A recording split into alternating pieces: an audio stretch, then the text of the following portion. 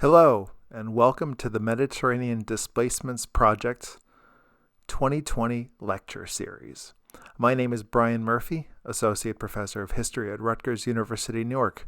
Along with my colleagues Maite Green-Mercado and Gary Farney, I am a co-founder and co-director of the Mediterranean Displacements Project at Rutgers University, Newark. On November 18, 2020, we welcomed Professor Leyla Amzi-Erdogdular, who spoke on Muslim migration and post-Ottoman nation building. Professor Amzi's talk was followed by questions. It was held virtually. This video recording runs 1 hour and 31 minutes.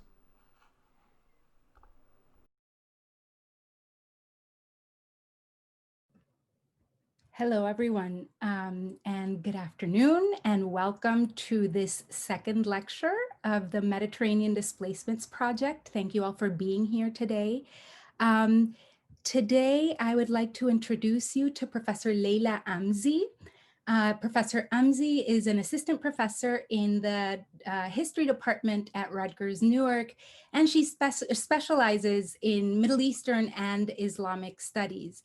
She is a faculty member of the Middle East Islamic Studies minor at Rutgers. And last year, she was acting director for the program. She is the founder of the Rutgers Middle East Orchestra and an organizer of the Ottoman and Turkish Studies Seminar at Columbia. Her research focuses on the history of the Ottoman Empire and Southeastern Europe.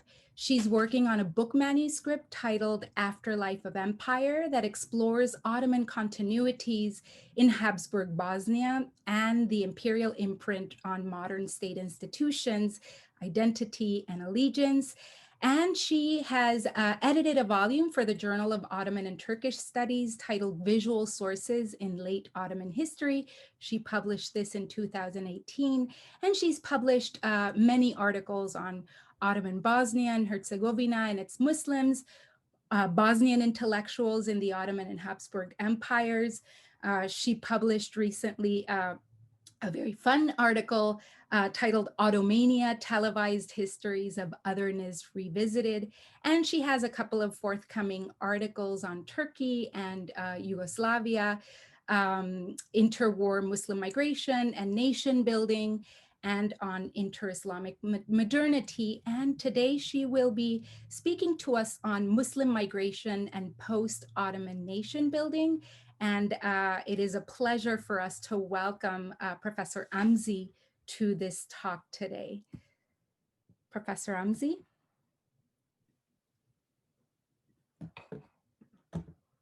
Hi. Hello, everyone. Thank you very much for such a nice introduction, Maite. I'm excited about the Mediterranean Displacements Project and very happy to share my work here. I will turn on my screen sharing now so we can start.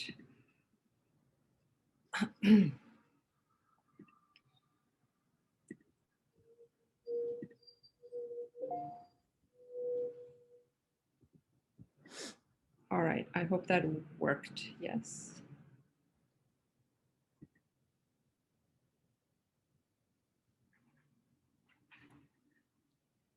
Yes, this is working, yes, Maite? Yes. Okay, great. So today I will talk about the role of Muslim migration in the processes of nation building, focusing on the period after World War I. And then I will also speak about the late Ottoman migration at the turn of the 20th century and how this migration shaped the Middle East and Southeastern Europe as we know it today. Lastly, I would just say a few things about the sources I used for my research and about the disciplines, which I hope we can further discuss in the Q&A. Okay. Close to 6 centuries of Ottoman imperial rule finally ended with its abolition by the Turkish National Assembly in 1922. We can see on this maps, for the students especially, that the Ottoman Empire was a Mediterranean, Middle Eastern, North African, and the European empire, leaving a mark on these 3 continents and the sea. The Caliphate was likewise officially abolished 2 years later, so 2 years after, in 1924. A number of nation states were created in its place. Ottoman regions in the Middle East,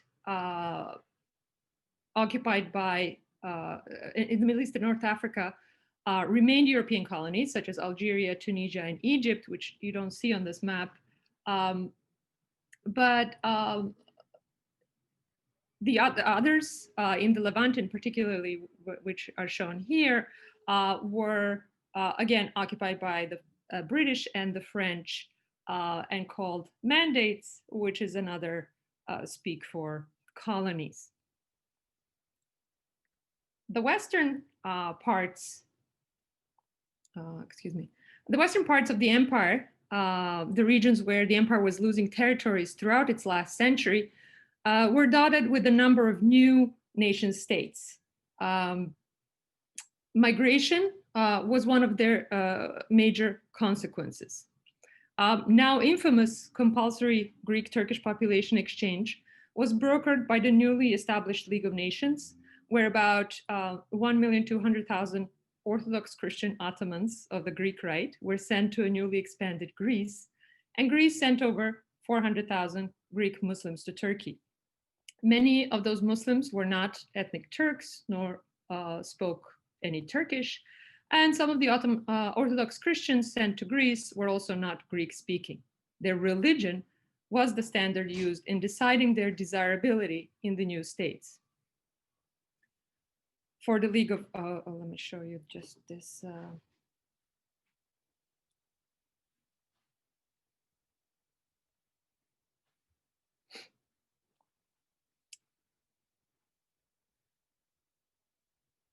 For the League of Nations and the logic of European nation building, this exchange was considered a success. Following up, Romania and Yugoslavia also negotiated official transfers of their diverse Muslim populations to Turkey, and a different agreement was in place with Bulgaria. All the while, individual migrations to Turkey from Yugoslavia, Romania, Bulgaria, as well as the USSR continued throughout the 1950s.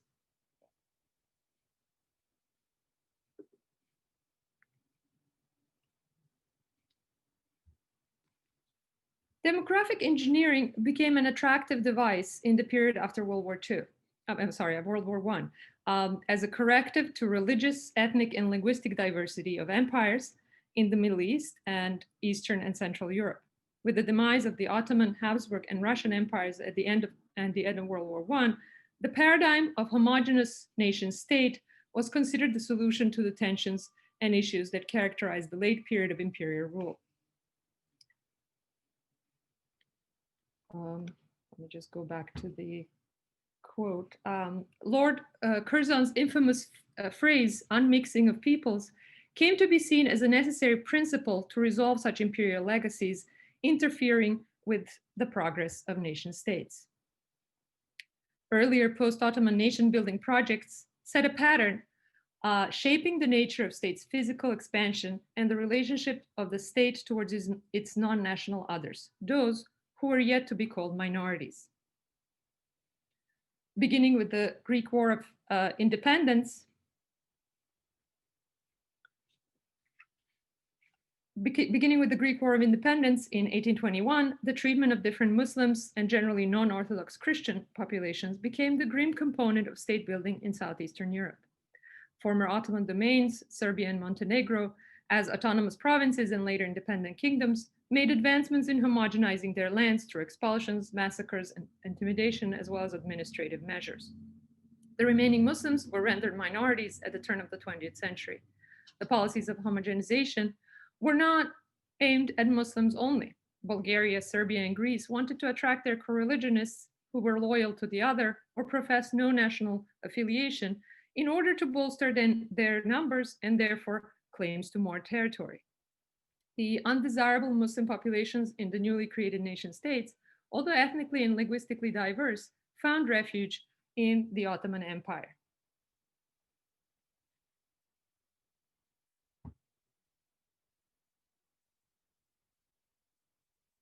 an estimated 5 to 7 million Muslims immigrated to the Ottoman Empire between 1783 and 1913, mostly from the lost territories in the Balkans, Russian-conquered Crimea and the Caucasus, and less from Central Asia, Crete, Tunisia, Algeria, and Libya. In response to the Ottoman government, Ottoman government created the Muhajiri Commission, which is the Migrants Commission in 1860, perhaps the first of its kind in the world, tasked with regulating transport, housing, feeding, and settlement of the immigrant populations within the empire. And there's a table that focuses on specifically Muslim migrants and deaths in all of these different conflicts that ended up in the Ottoman Empire and later Turkey. The incoming migrants arriving to the ports in the Black Sea, Istanbul, Salonika, and other major cities in the empire became more visible as their numbers increased to the point that the authorities were not able to transport or house them upon arrival. Hunger and disease were common, and many reports and appeals painted a picture of towns dotted with Muhajir neighborhoods, streets crowded with migrant beggars, waiting for food in front of mosques, and sometimes even getting involved in banditry in the countryside. Migrant presence and conditions fermented public discontent as they saw the Ottoman state unable to protect its subjects and safeguard its territories. This extensive migration influenced the social and political aspects of Ottoman society and had a direct effect on the Ottoman diplomatic and political course internationally. The first waves in the 19th century were Crimean and later Circadian refugees who were never really Ottoman subjects. So we are talking about a population, that is much wider than former Ottoman lands here. They were resettled across the empire in Ottoman European provinces, in Anatolia, and the province of Syria. So here I would like to show you settlements, Circassian settlements in Syria. This is not my map. Just bear in mind that Ottoman Syria also included Lebanon, Palestine, and Jordan. And significant Circassian presence was in the Golan Heights, and Circassians, as we know from work that has been done so far, Circassian presence or Circassians settled in this province practically created the modern city of Amman, which is the capital of Jordan today.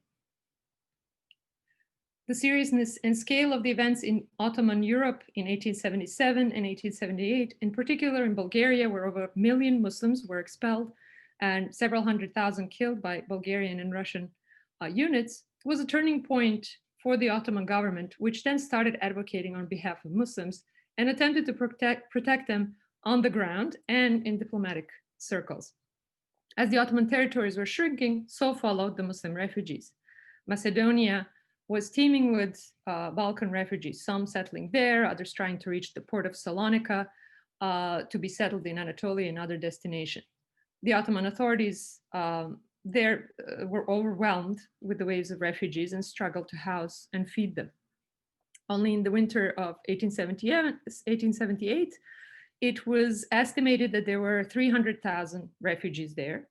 British Consul General reported that a death rate of 40 to 65% in Eastern Macedonia among the refugee population that was 3/4 widows and orphans. The administration bought properties to settle the migrants where imperial lands ran out. New villages were formed, as well as new neighborhoods in cities of across the empire. And they were often just named Muhajir neighborhoods. Muhajir means migrant or refugee. Almost all major cities across the empire have one or more of those Muhajir neighborhoods.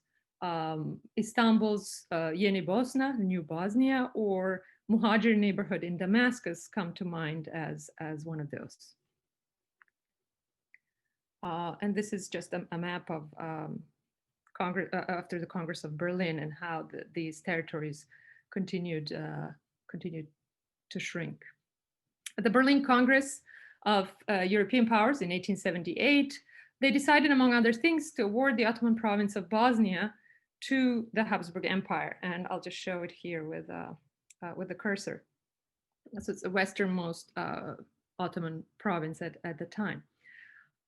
In response, close to 100 prominent families from Herzegovina sent an envoy to Istanbul petitioning for resettlement within the Ottoman domains, realizing the inevitability of Austrian or Habsburg occupation. They set out on a journey that led them through Istanbul and Izmir, and where some of them remained, to finally purchase land outside Damascus in Syria. The inhospitable climate and unreceptive neighbors soon pushed them to seek out other areas of settlement.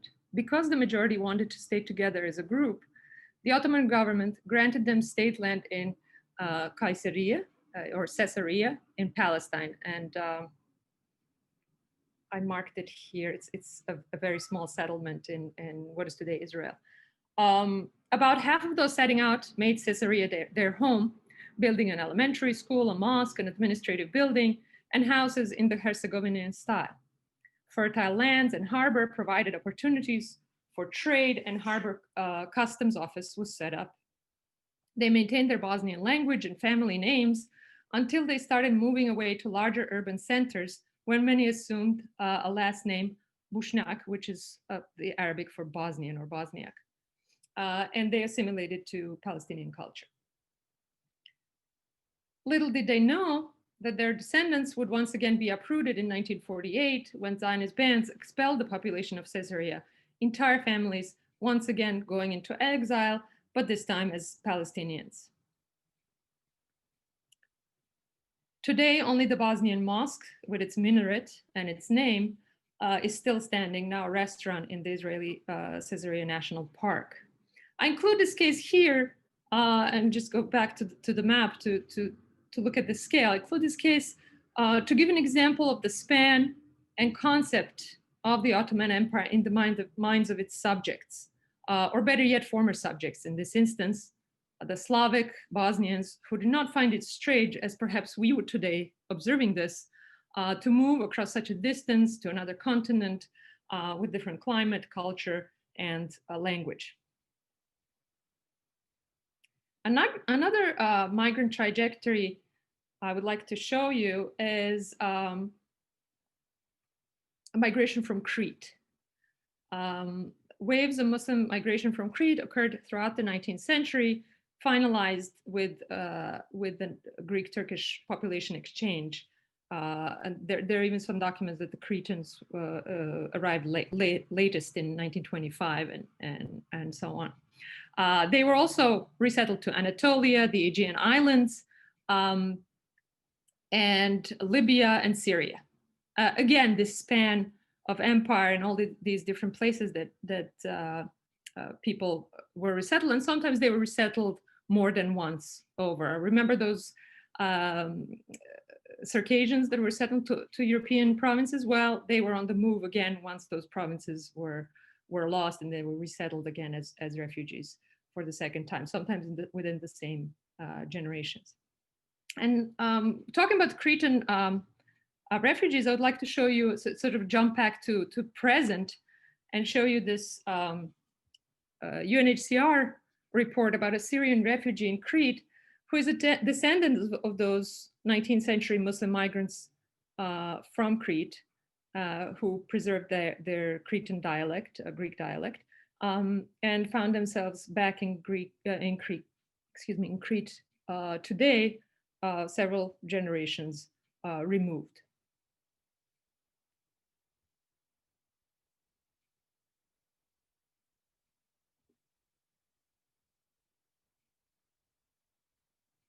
The watershed moment for Balkan Muslims came with the Balkan Wars, so in 1912 and 1913, in which Serbia, Montenegro, Greece, and Bulgaria swiftly overran the remaining Ottoman territories in Europe in 1912.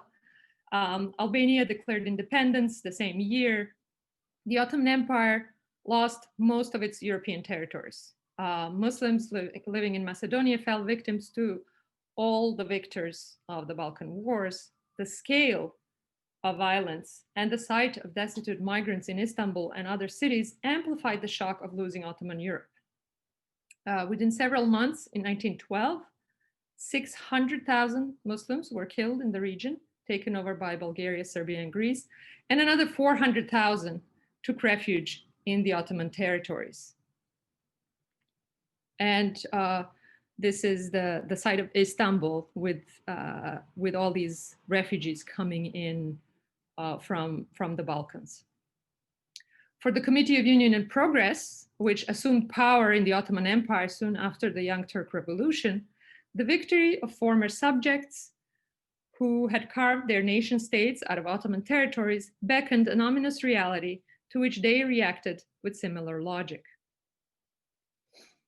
Hundreds of thousands of refugees streaming into the Ottoman Empire prompted a more comprehensive look at the ways in which refugee settlement could benefit war efforts. It also drove the CUP, the Committee of Union Progress, ruling clique, the triumvirate that led the empire into World War I, to resettle and commit crimes against its own population during the war with the pretext of territorial security. For the Muslims remaining in the Balkans, it was an alarming illustration of their future under new rulers, realized when the same demographic policies continued with the campaigns of World War I.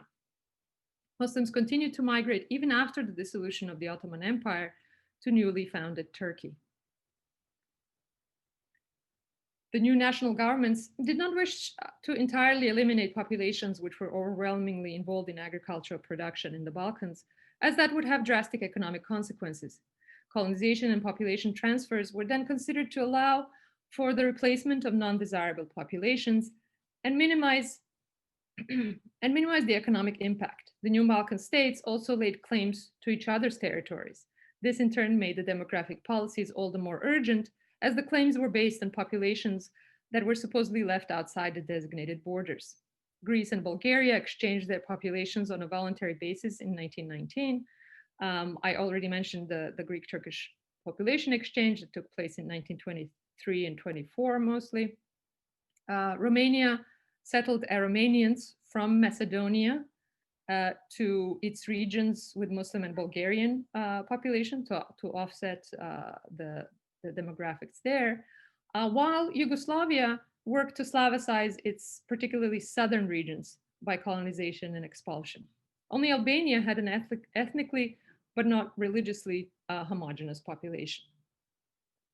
By accepting nation states as units in international relations, the League of Nations also created minority issues. However, the sponsors of the League did not consider upholding minority rights. Quote, more harm would in the end be done by unnecessarily interference than, even at the risk of a little local suffering, to allow these minorities to settle down under their present masters, commented one British official. The logic of nation and state building expected assimilation, and when that was not possible, expulsion. Examples of migrations involving Germans, Poles, Hungarians, Ukrainians, and others in the new nation states, post-Habsburg nation states, tell us that this was not a regionally specific symptom to Southeastern Europe, but indicative of a wider logic of demographic manipulation in the service of nation building. The issue became more complicated for European Jews and Muslims, who were viewed through the lens of religious and non-national identity, racialized not only as impossible to assimilate, but also lacking national character and a national home. Anticipation of violence and internationally sanctioned solutions, such as population exchanges and transfers, legitimized state population management in terms of numbers, bodies, and space in the international arena. The interwar pattern of large-scale migrations made violence and suffering an integral part of nation building, a modern process then that in many ways continues to shape our world. Muslims living in Eastern Europe were ethnically and linguistically quite diverse. They were Slavic, Albanian, Turkish, Roma, Pomak, Tatar, Gorani, and Torbesh. The term Turk continued to be used for all Muslims and often in a pejorative sense. In the context of nationalizing Turk, became a useful tool for othering, and a designation making the migration to Turkey a logical development. The Slav Muslim Bosnians in Yugoslavia and Pomaks in Bulgaria were seen as potentially assimilable, as had already been worked out in the 19th century definitions of South Slavic Brotherhood, where an attempt was made, to distinguish between the Turks, as in the non-Slavic Ottomans, and our Turks, which were the native Muslims. In addition to this discrimination and outbursts of violence, new states employed various other ways to encourage their Muslim populations to migrate. Land reform was one of those. Extensive, especially in Yugoslavia, it targeted Muslim landowners. Their land was appropriated by the state at a rather unfavorable rate that was then to be paid out over several years in cash and kind.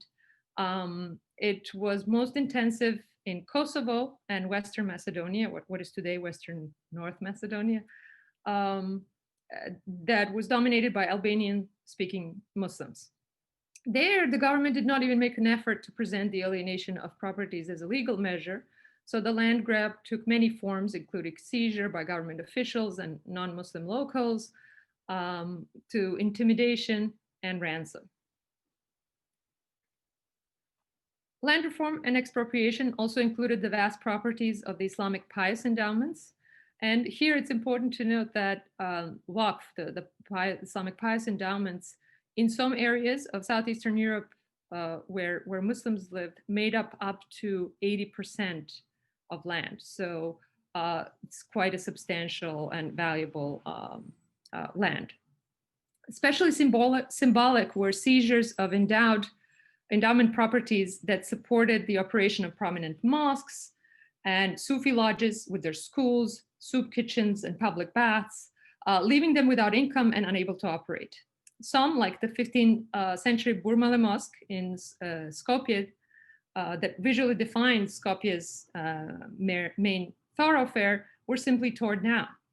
The 15th century Black Mosque in Sofia, which is on the slide here, was already, it was work of the famous Ottoman architect Mimar Sinan, and was converted into a church already by the turn of the 20th century. However, some, of course, remained. Not everything was destroyed. The symbolism, though, of these changes, together with the tangible breakdown of socioeconomic systems that supported Muslim communities,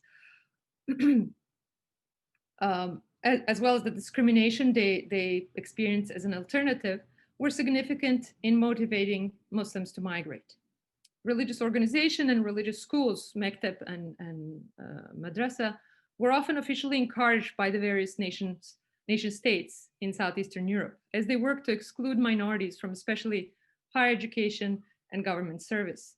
In Yugoslavia, the authorities hoped that the conservative religious schools, religious education, would leave the Albanians who lived in southern Yugoslavia, quote, backward, unenlightened, and stupid, end quote, according to one official writing in 1921. The religious identification of the various Muslims was further reinforced by an official acceptance of religious, but not national diversity of Muslim citizens, because acknowledging national minorities meant that states needed to provide certain rights, such as schools, schools in a language of a minority, and so on. So in a catch-22 situation, the Muslims were then deemed backward and fatalistic because of their failure to progress and develop national consciousness. And this attitude towards Muslims very much corresponded to the contemporaneous stance of various European nation states toward their Jewish citizens, who were likewise deemed alien and resisting assimilation. And what comes to mind here is the Vichy France draft constitution clause that defined Jews as a race that conducts itself as distinct community that resists assimilation, just because of similarity of language here used for religious minorities. There is much discussion among government officials and intellectuals about methods of encouraging Muslim migration from their territories. In Yugoslavia, for example, a special commission suggested policies that would make the life of local Muslim populations difficult. and pushed them to migrate to Turkey. An agreement with Turkey was seen as vital by all parties. Some of the suggestions included strict enforcement of minute laws and fines, from taxation to building code, sanitary and veterinary inspections in villages, preventing the sale of animals and goods, frequent compulsory military service and forced labor on public projects, exclusions from positions of government service and higher education, and such things as diminishing tobacco growing in tobacco growing areas, for example, especially in southern Macedonia.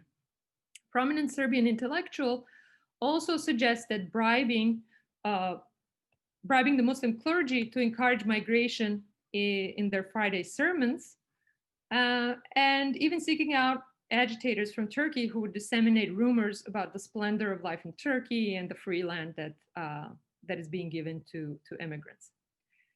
In Bulgaria, with a Muslim population larger than in other countries, an attempt was made at converting, that is, Bulgarizing, as they said, the Slavic-speaking Muslim Pomaks. A letter from a Pomak to the Turkish ambassador there in Sofia describes some of these efforts. A mayor of a local town has asked the locals not to attend the mosques, and Imam was asked not to perform his duties anymore. At another public address, a government official in a Pomak town was alleged to have said, quote, "The government will send a shipment of hats within 15 days, and you will all be going back to your old faith." He was referring to an effort to change the fez, a cylindrical hat Ottomans were wearing and Muslims continued to wear in the Balkans, but which was already outlawed in Turkey. Turks to Asia was a slogan simplifying the solution of unwanted Muslim populations, and also, if you notice, the continent differentiation, as they were all disparagingly blended into one group. Despite continuing political and territorial anxieties among the Balkan nation states, bilateral agreements between Balkan states and with Turkey were concluded in 1920. They were an outcome of states' needs to legitimize their rule and their borders, stabilize political relationships, and stimulate regional and international economic activities. Normalization of relationships also included regulation of travel, visas, and migration. Many of these friendship agreements, as they were called, contained clauses regarding rights of minority populations and their properties, and also former citizens returning to handle their property, whether to sell them or do something with them. Turkey, a recipient of almost continuous flow of migrants arriving from Yugoslavia, Romania, Greece, and Bulgaria in the interwar period, investigated ways in which they could finance their settlement. Identical aims of these Balkan governments regarding their Muslim populations prompted the Turkish officials to enact policies with their immigrants' home states. Hamdullah Supi Tanrıöver, the Turkish ambassador to Romania, who was in the know of all of the events in the Balkans, and later minister, recommended negotiations to regulate migration and take into account the value of properties that the migrants were leaving behind. He warned that the Romanian oppressive policies towards Muslim populations were intensifying, and since the Romanian Turks told him that they were migrating come what may, the ambassador suggested that it would be practical to evaluate Muslim landed possessions before they were all simply abandoned when Muslims took flight, or were forced to give their possessions as bribes to obtain a passport. And when he's talking about Romanian Turks here, it's important to note that Romanian Muslim population was rather diverse. They were Turks, but they were also Tatars and some Circadians and Gagos, Laz, and Kurdish populations. Some of them, like the Gagos, were Christian. So it was quite a mix of Muslim population there. Regulation on migration would help slow down the flow of migrants in groups larger than the Turkish government was able to financially sustain. He reminded that only 50 years earlier, The Muslims of this region fleeing Russian Romanian occupation had to forsake millions of liras in their possessions, and that the situation was on the brink of repeating itself. The ambassador went on to conclude a detailed population transfer agreement with the Romanian government, which was used as a blueprint in planning the Yugoslav Turkish Muslim resettlement that was concluded in 1938.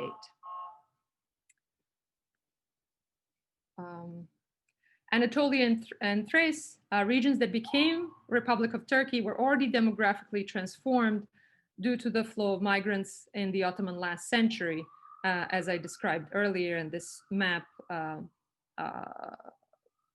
overviews. A decade of war, so the Balkan Wars starting in 1912, World War I from 1914 to 1918, and then the Turkish War of Independence from 1919 to 1922, resulted in substantial loss of life, survivors who had experienced multiple migrations, and a physically ravaged and depopulated land. The struggle against European powers who had planned a division of the leftover Ottoman territories mostly rallied Ottoman Muslims, Turks, and Kurds, as well as diverse refugees who shared the experience of being expelled from their homelands solely because they were Muslim. The Turkish Republic was created in this landscape, and Turkey was perceived as a safe haven for Muslim minorities fleeing various oppressive regimes. Turkish authorities, just like the Ottomans in the previous 100 years, did not have much choice but to find ways to settle the incoming migrants and to provide basic conditions for their self-sustainability. After a decade of devastating wars, depopulation, and economic ruin, Turkey understood that population growth was beneficial for economic development to jumpstart agricultural production and industrialization, and for national defense, hoping to populate its eastern and western borderlands that were that they saw as unsecured. Turkish Republic was defined as a secular state with a civic understanding of citizenship and a generous asylum policy focusing on naturalizing Turks and those broadly defined to be of, quote, Turkish culture. In his address to the Turkish Grand National Assembly in 1922, Mustafa Kemal Atatürk referred to the incoming migrants as, quote, our co-religionists who sought refuge from the regions that remained beyond our national borders, end quote. Most comprehensive, the slide here is Alaşehir, one of the towns in Western Anatolia, I think ancient Philadelphia, that was destroyed in this Turkish War of Independence as the Greek, after the Greek occupation, as the Greek armies were retreating, they burned villages and cities, and this is sort of what was left in this region in particular, and this is where the refugees who were incoming were actually trying. They tried to settle them in these kind of places, in these kind of environments. So most comprehensive in approach to settlement was the 1934 settlement law. There was another one in 1926. The 1934 settlement law outlined the program of facilitated migrant intake, transportation, nature and regions of settlement, and state monetary and in-kind assistance. It defined acceptable migrants as Turks, as well as those, quote, affiliated with Turkish culture, Türk kültürüne bağlı, broadly interpreted as loyalty to encompass Slav, Caucasian, Albanian, Greek, and other non-Turkish Muslims. The law stipulated that those who were not Turkish, even if not seeking assistance from the state, would have to settle in state-designated areas. Considering that the 1934 law came on the back of continuous immigration and settlement in Turkey, as well as the development of Turkish diplomatic relations with the Balkan states, it could be read as a corrective to and restructuring of ongoing migration processes and nation-building policies. In this manner, for example, Article 11 of 1934 law barred those speaking languages other than Turkish from settling in villages and neighborhoods as groups. Any organization based on their non-Turkish identity, so nonprofits and things like this, or monopolizing locality and economic activity exclusive to one's own group. It further limited the foreigners and that's the word that they used, ajnabi, to comprise no more than 10% of population in municipalities, and illustrated the manner in which settlement was to be managed as scattering, serpiştirme. The law also outlined the government obligations toward the migrants, including custom, tax, and military service exemptions, specific assistance in land, tools, seeds, animals, and capital, depending on the professions of the migrants, in order to make them economically independent.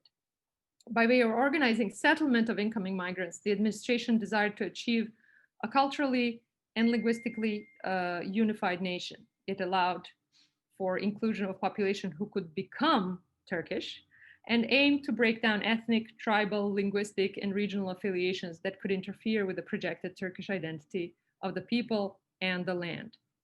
As much as it defined Turkishness, the law gave broad latitude to officials deciding the suitability of potential migrants. The locals helped the newcomers start their new lives, adjust, and learn Turkish.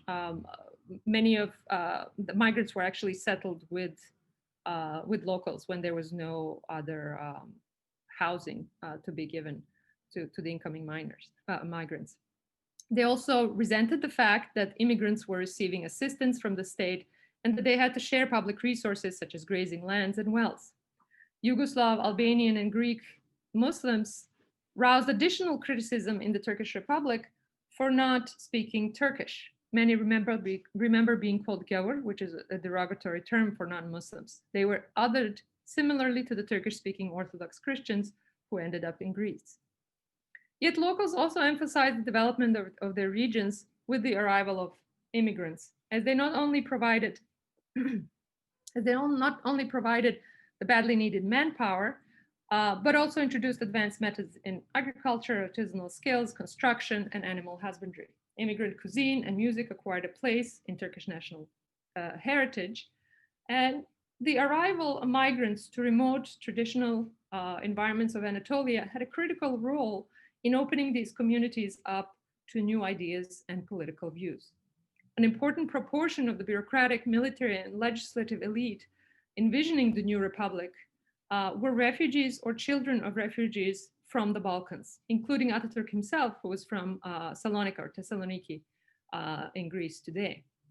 And leading some scholars to explain the bias in favor of Balkan Muslim migrants as opposed to Turkish but Christian Gagauz, for instance. However, Balkan languages largely disappeared with the second generation immigrants, and the geographies of their origin were blended into a memory of Romanian. Many Greeks, Bosnians, Albanians, and others did not entirely shed their non-Turkish identities. For them, their Ottoman heritage warranted their Turkishness. Migrants and the experience of migration partook in the material formation of Turkey and mediated the meaning of national identity. Processes of assimilation and population transfer permeated nation-building projects in Southeastern Europe and in Turkey. All had somewhat ambiguous approaches to determining the exact national character, working to make the best out of the circumstances on the ground. They preferred populations that did not have other alternative allegiances and could easily be assimilated to the extent that they did not pose a threat to state interests. Turkey negotiated the acceptance of Greek and Yugoslav migrants on the premise they were Turks. However, it was not impossible to predict, nor were the Turkish authorities surprised that the resettled populations were quite diverse. Ottoman legacy of liberal asylum policy, the experience of immigrant management, and the large numbers of successfully naturalized and assimilated immigrants represented an important precedent in continuation of such practice in Turkey. Turkish administration was following developments in the former Ottoman lands, sometimes having a better understanding of local Muslim conditions than the state authorities, owing to these migrant family ties, activities of religious officials, and the commitment of Turkish diplomatic representatives. The trauma of various forms of discrimination and violence that prompted the Balkan Muslims to migrate was compounded by their dispossession, making their migration and settlement even more challenging. Turkish government's involvement then focused on taking part in the passage of Muslims from these Balkan countries as reflected in agreements with migrant-producing countries, which endorsed citizen and property rights of Muslim minorities. Despite rejecting its Ottoman heritage by way of these undertakings, Turkey actually assumed the late imperial role of protecting Muslims who remained in Southeastern Europe. The willingness of nation states to entertain and conduct large-scale transfers made the unmixing an inevitable result of their national programs and sanctioned state violence and individual misery that came with it. These processes on no occasion were complete and continued beyond the period under consideration here. Muslim minorities in the Balkans continued to see Turkey as a sanctuary, as the waves of migration later in the 20th century demonstrate. So 1950s, 1989 Bulgaria, 1990s Yugoslavia, and so on. Migrants in Turkey, as in Greece and Bulgaria, that both had large migrant populations, were often assigned passive roles because of the powerlessness of their predicament. Yet a closer look not only shows their resilience, but restores some of their agency in revealing the central roles migrants came to play in crafting the national character and directing state policies of their new homelands well into the 20th century.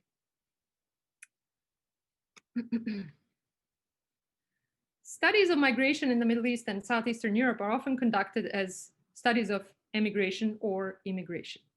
Here I tried to do both. Crucially, what makes this possible are primary sources in Southeastern Europe, as well as Ottoman and Turkish sources. And these are not just state archival sources, which are abundant and beautiful, but also periodicals, memoirs, and something I'm yet to do is you've seen these photos, so sort of visual materials that remained.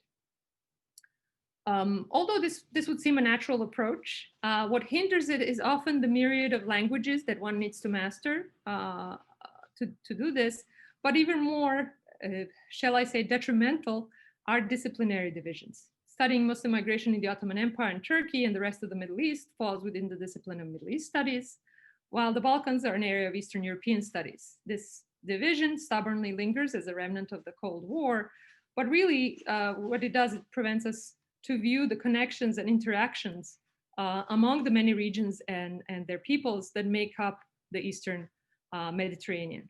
In this light, the Balkans and Anatolia are actually two large Mediterranean peninsulas, and it is this view that delivers the nuanced understanding of the regions and the migrations of not of the past only, but also the present.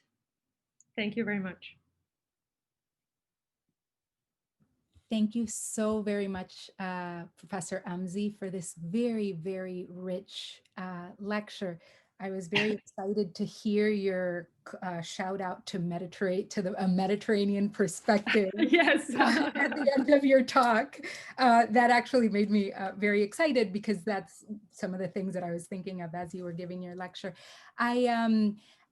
My colleagues, Gary Farney and Brian Murphy, are going to field questions, but as I wrote on the chat to the participants, the attendees, you can either raise your hand and be unmuted, or you can write your questions in the Q&A, and I'm gonna have Professor Amzi now take the floor and take some questions. And Professor Farney, do you wanna take over the questions? Sure, yeah. Actually, I see a couple of raised hands here. Maybe we can start unmuting some of the participants. I'm allowing the first one to speak. I believe it's me, Saad. Oh, just a second. Yes. Yeah, because you unmuted me so I could see it. All right. So thank you, Professor. That was really good. I'm hoping to see some more of this in like the class that you're offering next semester. My question was specifically about these migrated groups that moved into the modern state of Turkey. So I was wondering, like, in my experience, when we had the partition in South Asia, a lot of the communities that moved into basically, like a lot of the Muslim communities moved into the newly created state of Pakistan. It really affected like the modern state of Pakistan in a way, like it destabilized it, like in terms of politics and how the government was set up, the democratic system was set up. So my question is, these migrated groups that moved into Turkey, how much of their like cultural identity and linguistics lived on or still lives on to the current day, and how did it affect the politics and the systems of the modern state of Turkey? Thank you. Should I answer right away, or we're gonna Yes, get please you? go ahead. Okay. All right. Thank you, Saad, for this question. Actually, this is a great question because these migrations are very much. This is not coming from me, right? The sound. Okay. All right. So these migrations were really the or the migrations in the interwar period and this logic of nation building based on certain standards of populations, such as religion, very much influenced what happened in South Asia after World War II. Another migration that happens in South Asia at this time, in 1921, is the Muhajiri movement. So the Indian Muslims moving into Afghanistan, about I think 1 million. I'm not really sure, but it was really a reaction to the end of Ottoman Empire, the end of the Caliphate, and a protest by these Muslims. It could be seen as a protest by these Muslims against British colonial rule. So again, it's not only people who are forced to leave at gunpoint, but also sort of political statements, and I could say that this was part of the creation of Pakistan and the migration as well. So when it comes to Turkey, yes, there was definitely an influx, a huge influx of migrants who became these people who participated in creating the new Turkish Republic and defining what makes a Turk. And as I mentioned, yes, sort of cultural cultural presence or cultural stamp on of these diverse migrants is definitely noticeable in Turkish culture today. Not so linguistic. I mean, language really disappeared very, very fast, and it's the modern compulsory education, and also there was this sort of defensive attitude towards the outside, towards the foreigners. So nobody really wanted to be the foreigner. Everybody wanted to be, well, needed to be Turkish. And this is, if we look at the larger sort of span than the interwar period, when in the 1990s, Turkey allowed for sort of TV and radio programs in minority languages, and the focus here was Kurdish. The Association of Bosnians said, no, we will not do that. Not just because most of them did not speak Bosnian, but they saw it as somehow not befitting, or their statements was actually, oh, we wouldn't betray Turkey in that way, right? So definitely there's that identity that was tied to the experience of migration, even if it's a generation or 2 generations removed, and Turkey as a safe refuge, as a safe haven. And the realization of many of these migrants, not just the ones in interwar period, but from 19th century on, Circassians and Tatars who never were Ottoman, or many other people who were not Turkish, who were not affiliated in any way with the new Turkish Republic, the idea of national identity, feeling like they have nowhere else to go, right? And that very much influenced the sort of this national identity in the interwar period and later. I hope this answers it.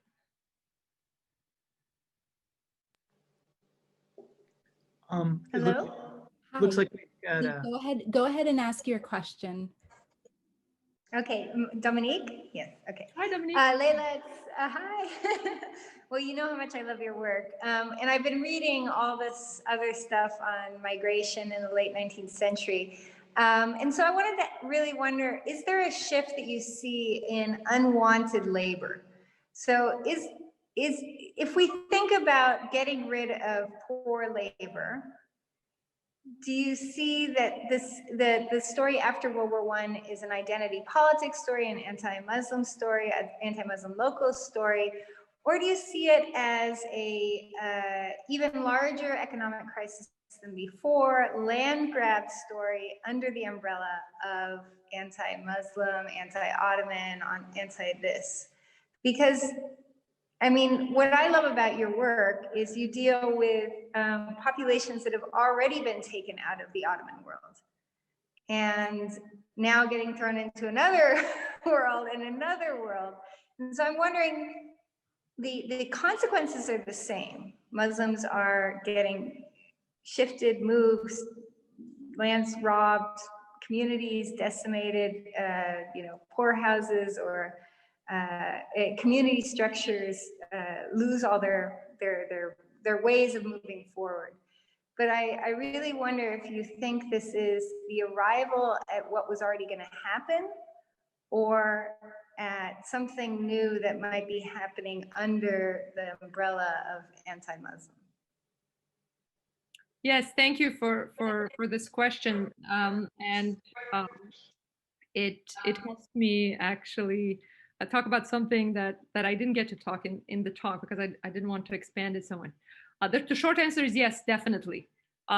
There's a big shift after the empires are gone, the Habsburgs and the Ottomans and the Russians. And many of these nation states are actually really afraid of communism and labor organization. So in that sense, yes, there's very much, there's even one document in talking about Albanians who get education, and the government official says, well, if they get education, they'll join our students who lean toward communism, and then we have, minorities and nationals who are joining forces. The land reform, not just in Yugoslavia, but think about, I think Czechoslovakia and the Baltic countries was more successful. In other areas, it wasn't so successful because the notables had more say. But in Czechoslovakia and the Baltic countries, just like in Yugoslavia, the land in these areas in Yugoslavia, the land was in the hands of minorities. So it was easier to do that when minorities are the landowners, right? Definitely the Great Depression influenced this, and there was also colonization that I didn't get to talk about, especially in Yugoslavia. There was an attempt to change this demographic picture of southern Yugoslavia by way of and at the same time by giving land to really poor peasants from the karst region of Herzegovina and Montenegro and as well as Croatia. Another way of sort of jump-starting the economy in this depressed region, but also joining these different aims into one project.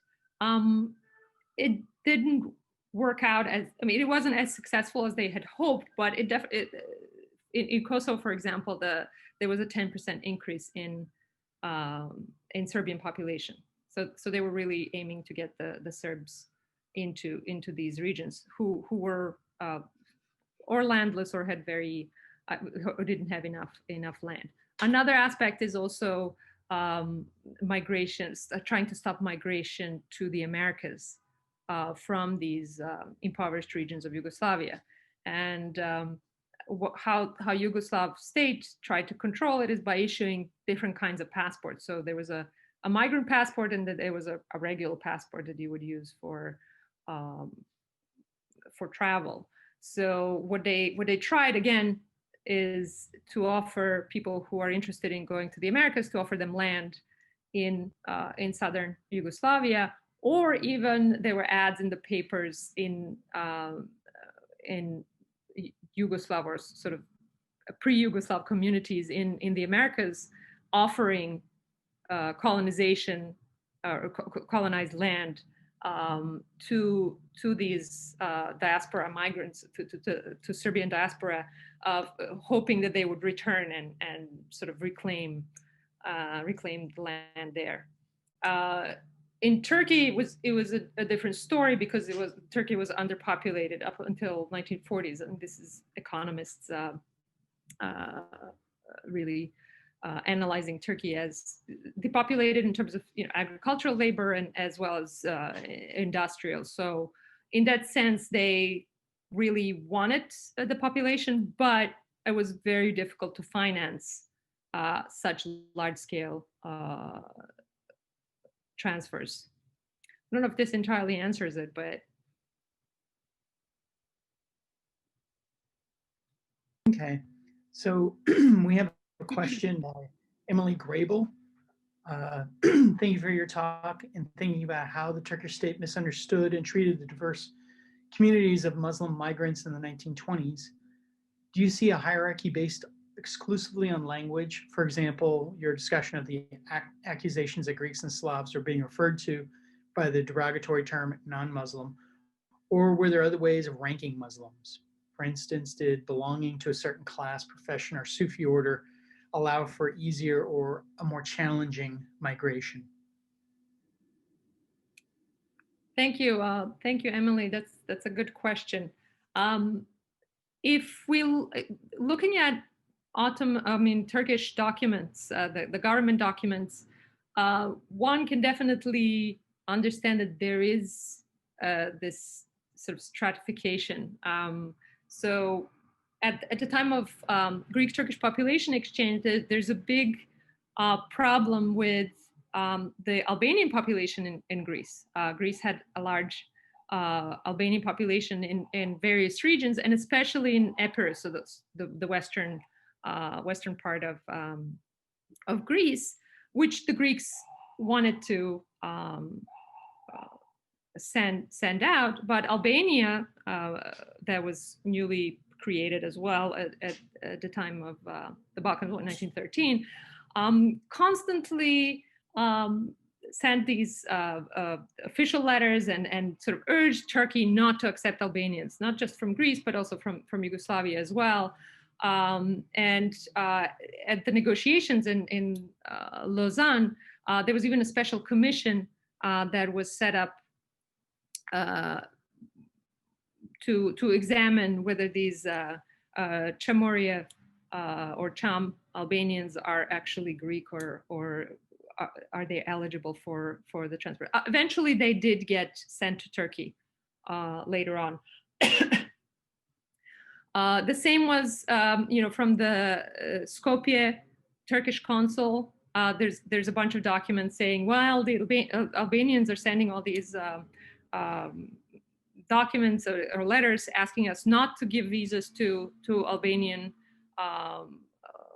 inhabitants of Yugoslavia, and the responses by the Turks to the Albanian government said, oh, no, of course we're not going to take any. We only take Turks, right? And this is constantly something that we see. It said, oh, we're only taking Turks, and even in negotiations, the Romanian and especially the Yugoslav one, there's this whole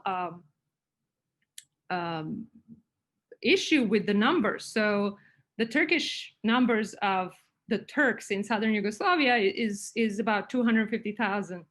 And Yugoslav diplomats are saying, well, the numbers are actually lower, but it's okay.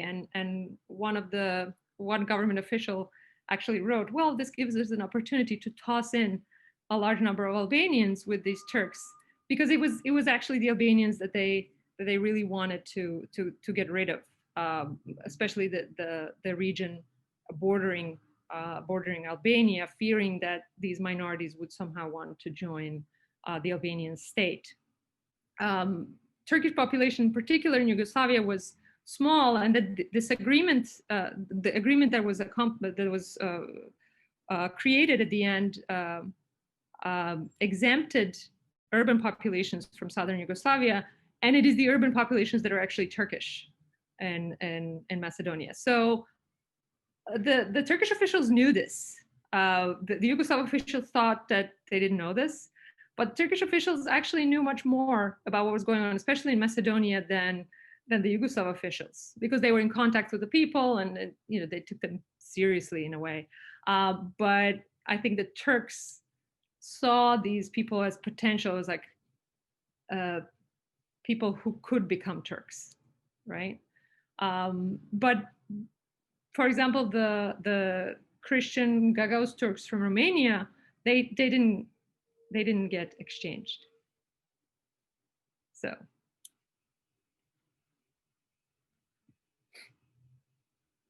Let me phrase a question here that we have from Saad, just about sources and methods. The question is about archival sources and approaches that you've had to take, and whether how much travel that's involved overseas. But I guess the question for folks maybe is what languages do you work in? What kinds of sources do you work from? I would be curious what's been the most useful material that you've gone through, or material that we would think of as surprising, and like where has that been? Okay, a good question.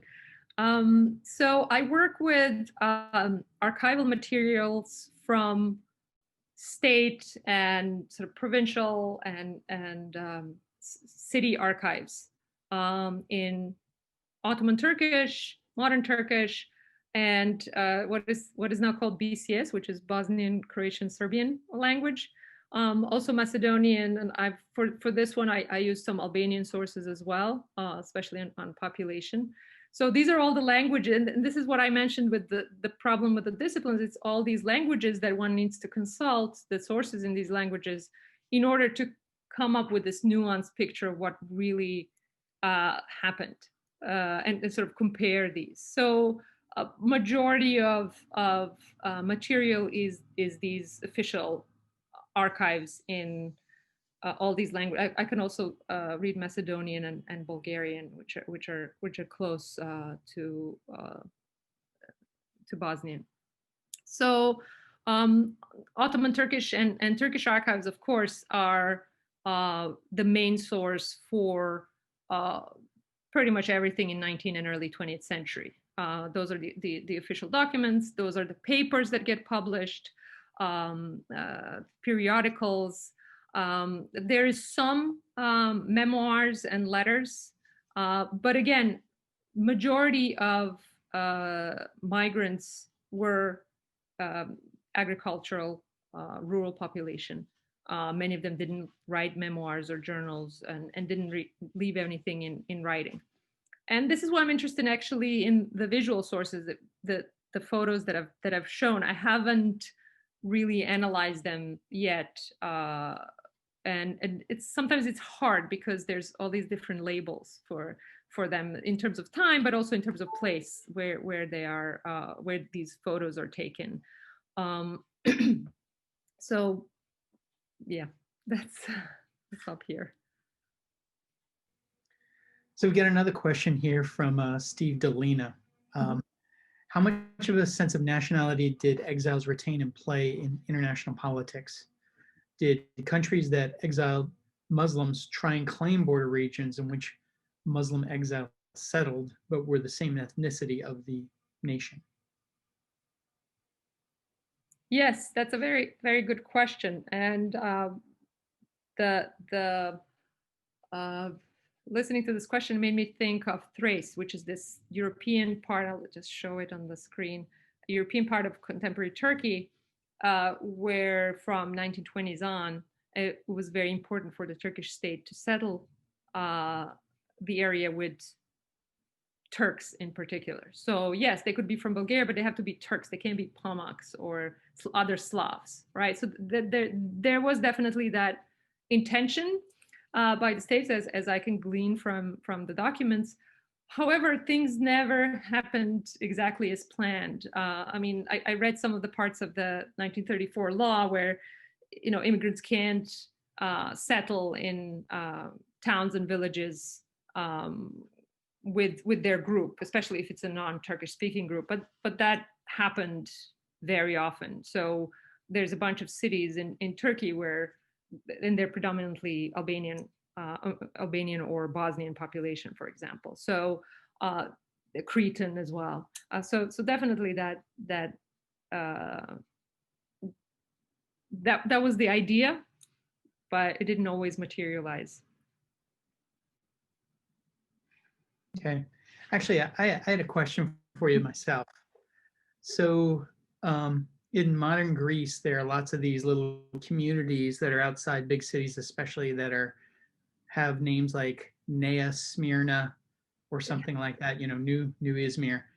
And they're just kind of dotted all over the outside of big cities in Greece.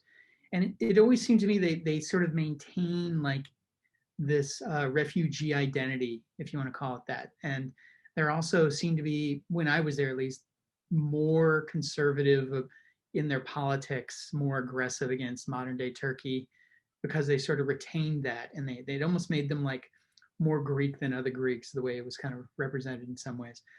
And I don't know if you've run into any sort of like geographical markers that permanently mark the territory in Turkey or other places like that, where they named it after their previous location or named it after a refugee community or not.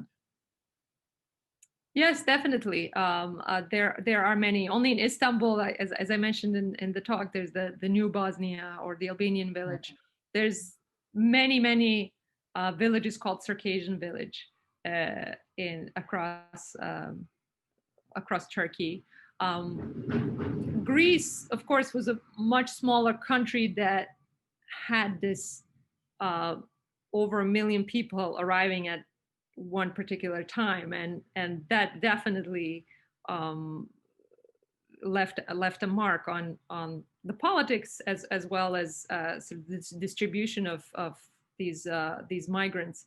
And I've actually listened to interviews of people who were the exchangees in Greece, who talk about how they arrived and how difficult it was. And they would refer to themselves as people from Asia Minor, but they would refer to the other people there as Greeks. They don't refer to themselves necessarily as Greeks because of that. And there was this old lady who said, "Oh, these Greeks can't cook." There were all these differences that they were noticing in this new environment that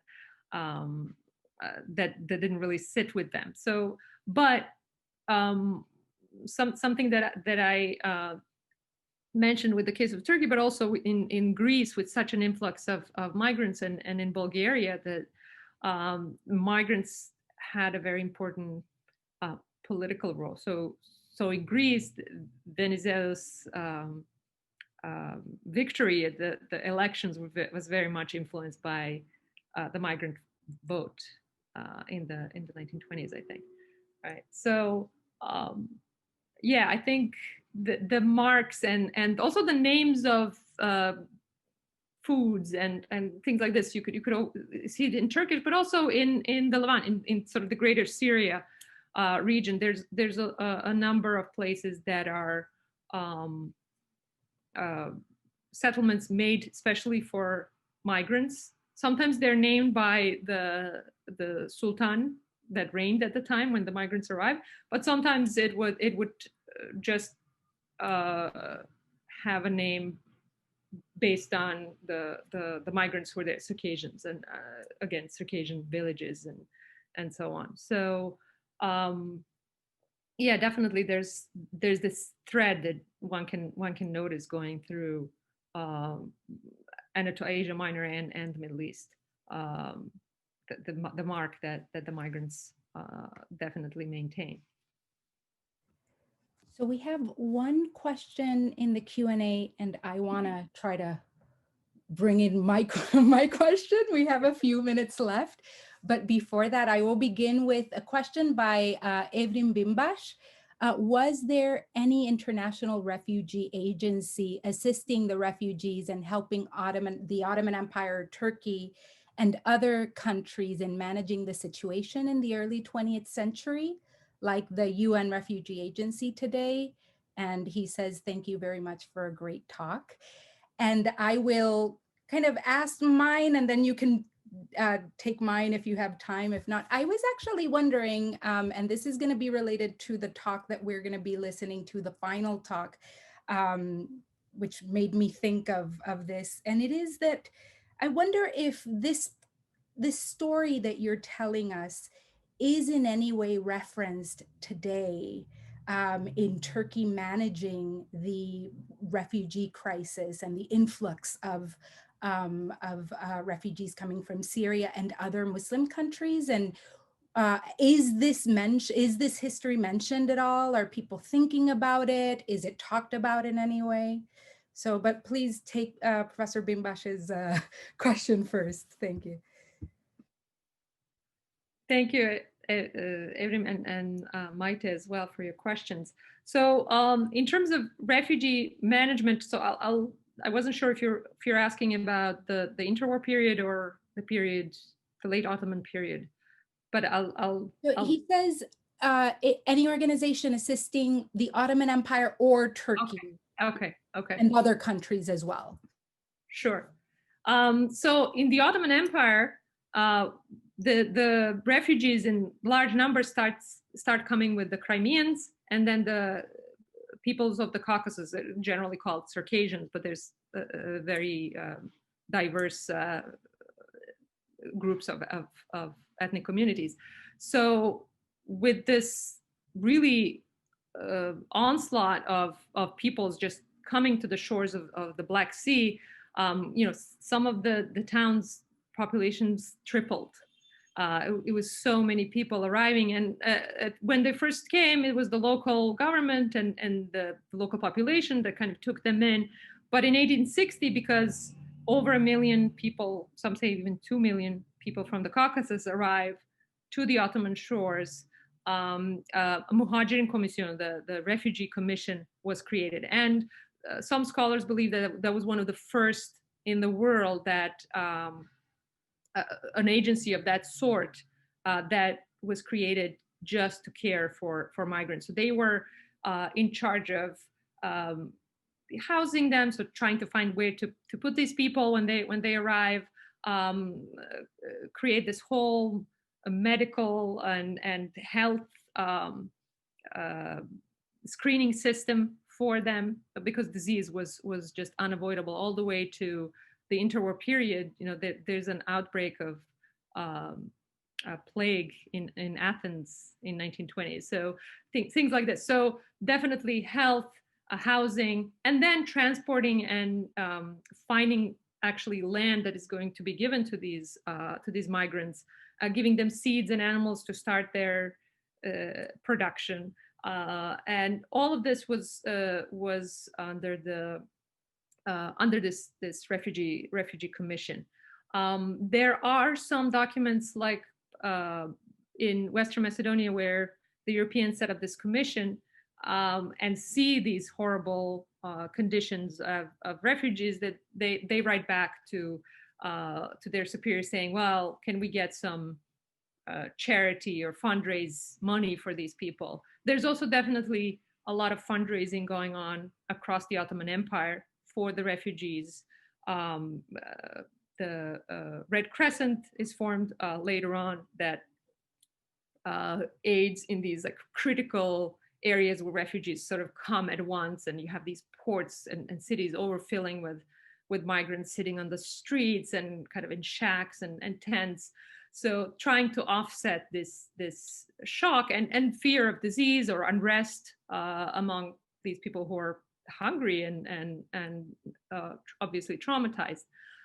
I think that this experience of this Ottoman experience of settlement, of assimilation, of really like the administrative part of trying to seek out government land where these people would be settled, helped when Turkey took over the flow of migrants.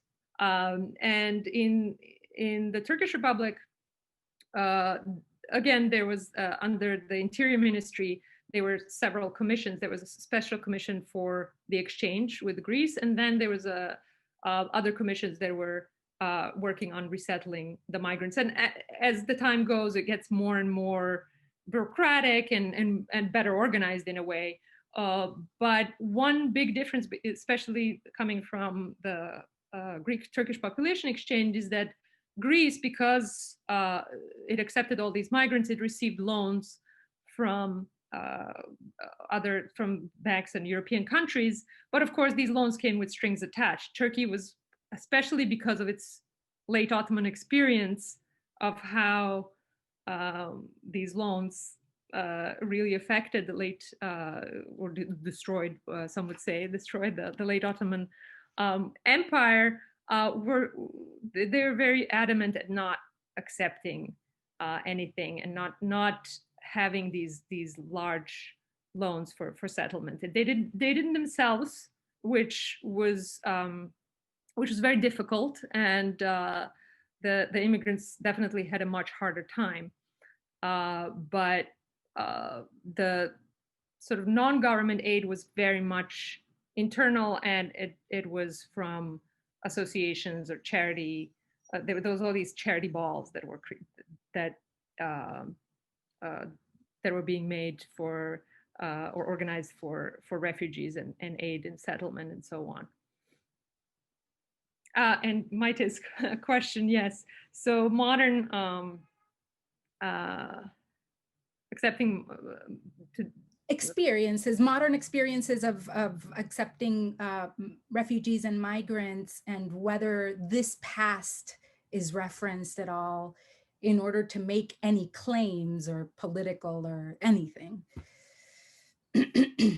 Well, I kind of stopped at the interwar period, but this migration didn't really end. So in 1950s, there's also large waves of Yugoslav and Bulgarian Muslims coming into Turkey. And then after that, there's in the 1980s, there's about 2 million Kurds coming in from Iraq after Saddam Hussein gasses them. And many smaller ones from the USSR. 1989, there's also a large influx of Bulgarians that are escaping Todor Zhivkov's assimilation policies, where and they were just accepted into Turkey, and many of them became citizens. And then, of course, 1990s, the aggression on Bosnia and Kosovo. Again, these migrants were taken. Many of them returned, but those who stayed also became Turkish nationals. And again, the conflicts in the Middle East also, and I think there's a large, just because of Turkey's position in the Mediterranean, and also the border with the European Union, make it such an attractive place for all kinds of migrations. So migrations from the African continent, migrations from the Middle East, migrations from Central Asia, Afghanistan, Iran. Iran is bordering Turkey. So there are several layers of different, if we want to divide migration into labor, political, and war refugees and all these things. So definitely all of these people get some kind of reception. They're accepted to Turkey. Some receive refugee status. Some are seen as potentially, controversial, especially if they're political, and so on. But the point is that they're accepted. And I think the official number for the Syrian refugees in Turkey is 3 million, but unofficial, some people say up to 5 million. And the experience of this continuous migration, we could say, and accepting these refugees definitely affected the way that Syrian refugees are taken into Turkey. Again, Syria is bordering Turkey, and there's a lot of people who have family relations, especially in the eastern part of Turkey. And a lot of people just crossed into without registering. So that's why there's a lot of, that's why there's that discrepancy between numbers. But I've seen references to the migrant background of many Turkish citizens in the papers when people sort of react against accepting so many refugees, and how this is a big drain on the Turkish economy and government funds and all that stuff. But I haven't seen like some large scale, we're all migrants kind of reminding people of their past as well. So. Well, thank you very much again, Professor Amzi, for this really great talk. Your work is really exciting. And for those of you who are still here with us, I want to let you know that we have one more talk this semester. It'll be December 2nd, and it'll be announced. Professor Joseph Viscomi will be from Birkbeck University and University of London, will be talking to us on decolonizing community, extraterritoriality, historical time, and the departure of Italians from Egypt. So we hope to see many of you or all of you here with us. And thanks again to Professor Amzi and to all of you for being here today with us. Thank you. Thank you all. Bye.